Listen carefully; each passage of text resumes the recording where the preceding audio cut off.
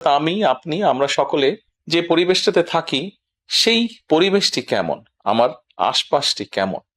আপনারা নিশ্চয়ই অধিকাংশ ক্ষেত্রে খেয়াল করে দেখেছেন, আমরা ঢাকা শহরের যে কোনো রাস্তাঘাটই হোক, যে কোনো এলাকাই হোক, যে কোনো জেলা শহরের এলাকাই হোক, রাস্তাঘাট হোক, এমনকি উপজেলা পর্যায়েও ক্ষেত্র বিশেষে বিভিন্ন গ্রামগঞ্জেও আমরা দেখেছি যে যেখানে বাজার ঘাট বা রাস্তা চলাচলে বেশি, সেই জায়গাগুলোতে চারিদিকে একটা জিনিস খুব পরিষ্কারভাবে চোখে পড়ে, যেটি আমরা যখন ছোট ছিলাম, আজকে থেকে 40 বছর আগে, 30 বছর আগে দৃশ্যটা এমন ছিল না, কিন্তু বর্তমানে দৃশ্যটা এইরকম। সেটা কেমন? চারিদিকে আমার আপনার আমাদের ব্যবহার করা হাতের টিস্যু, অথবা আমার আপনার খাওয়া চিপসের প্যাকেট, অথবা বাসায় ব্যবহার করা রান্নার তেল যে তার প্লাস্টিকের বোতলটি, অথবা আমি বা আপনি পানি পান করেছি প্লাস্টিকের বোতল থেকে সেই বোতলটি, এরকম আরো অনেক ধরনের আবর্জনা যত্র তত্র সব জায়গায় ছড়িয়ে আছে। কোনো জায়গায় একটু বেশি জমা হয়ে আছে, অথবা যত্র তত্র লোকালয়ে চারিদিকে ছড়িয়ে আছে। চিন্তা করে দেখুন তো, আপনার ঘরে, যে ঘরটিতে আপনি থাকেন, যে বাসাটিতে আপনি থাকেন, যদি চারিদিকে এমন টিস্যু ছড়িয়ে থাকতো, যদি চারিদিকে এমন আবর্জনা ছড়িয়ে থাকতো, আপনার কাছে কি ভালো লাগতো দেখতে? নিশ্চয়ই না, আমাদের কারো কথাই ভালো লাগতো না। কবি তো সুন্দরভাবে লিখেছেন, সবুজ শস্য শ্যামলা আমারে ভুবন। তো আসুন না, আমরা কেন আমাদের পরিবেশটাকে সুন্দর করতে পারবো না?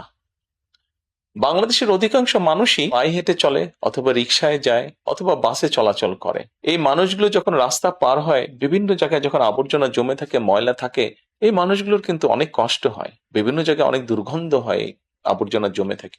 তবে আমরা যদি সকলে মিলে একটু সচেতন হই, আমরা যদি নিজেরা সচেতন হই, যত্রতত্র যদি আমাদের ব্যবহারকৃত আবর্জনাগুলো যদি যত্রতত্র আমরা না ফেলে দিই, আমরা যদি একটি নির্দিষ্ট জায়গায় এই আবর্জনাকে জমা করি এবং নির্দিষ্ট উপায়ে যদি এটাকে পরে ধ্বংস করি, তাহলে যেমন আমাদের পরিবেশটি ভালো থাকবে, ঠিক একইভাবে আমরা আমাদের পরিবেশটাকে সুন্দরভাবে রাখতে পারবো।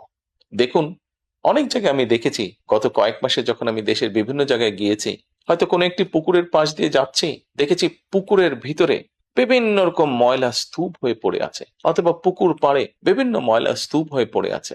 অথচ একসময় কিন্তু এই পুকুর পাড়েই মানুষ বিকেলে বসতো, গল্প করত পরিবার পরিজন নিয়ে, কিন্তু এখন আবর্জনার জন্য সেটি সম্ভব হয় না। ঢাকা শহরেও বিভিন্ন পার্ক আছে, বিভিন্ন জেলা শহরেও বিভিন্ন পার্ক আছে। আমরা পার্কগুলোতে যাচ্ছি বিকেল বেলায় পরিবার পরিজনকে সাথে নিয়ে, কিন্তু গিয়ে যখন আমরা চিনেবাদাম খাচ্ছি, অথবা চিপস খাচ্ছি, অথবা বাচ্চারা লজেন্স খাচ্ছে, খেয়েই আমরা জিনিসটা সেখানে ফেলে দিচ্ছি। আমরা যখন যাই তখন হয়তো যারা পরিচ্ছন্ন কর্মী তারা হয়তো পরিষ্কার করে রাখছে, কিন্তু আমরা যখন বেরিয়ে আসছি তখন আর সেটি আগের মতন পরিষ্কার থাকছে না।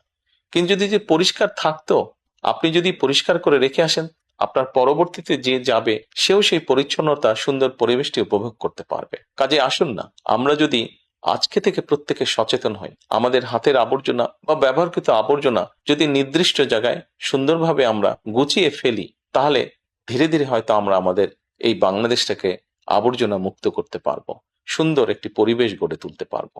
দেশটা তো আমাদের সকলের।